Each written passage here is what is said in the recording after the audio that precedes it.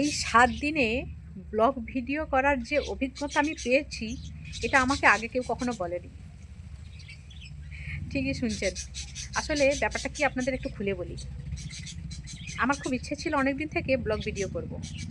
ইউটিউবে দেখতাম বিভিন্ন রকমের ব্লগ, আমার ভীষণ ভালো লাগতো এবং পরে আমার নিজের ইচ্ছে হলো যে আমি ব্লগ ভিডিও বানাবো।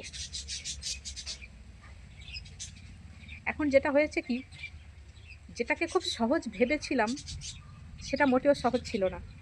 বিশেষ করে একটা লাভ হয়েছে, হয়তো জার্নিটা খুব বেশি, তো অনেক কিছু শিখেছি ৭ দিনে।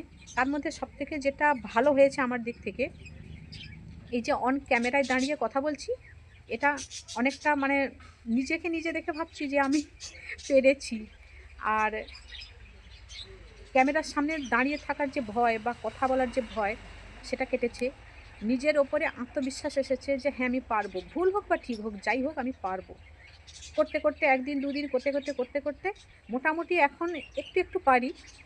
আর মানে কি বলবো, প্রথমে না কথাগুলো জড়িয়ে যেত, নার্ভাস হয়ে যেত, পারতাম না ঠিক ঠিক।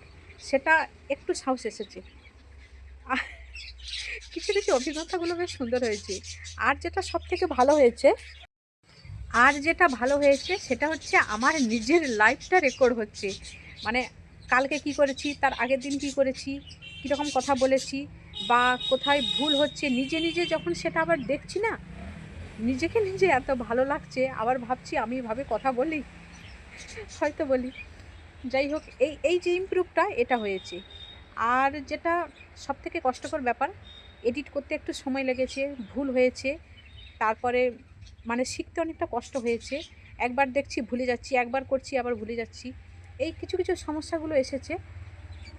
আর একটা যেটা মন খারাপ হয়ে যাচ্ছে সেটা হচ্ছে, মানে ছেড়ে দিয়ে ভাবছি, মানে যেটা আমি প্রথমে ভাবতাম, বা এই ভুলটা থেকে আমি মানে শিক্ষাটা আমার হলো এই ৭ দিনে, যে ভিডিওটা ছেড়ে দিয়েছি তার মানে আমার ভিউজটা আসবে।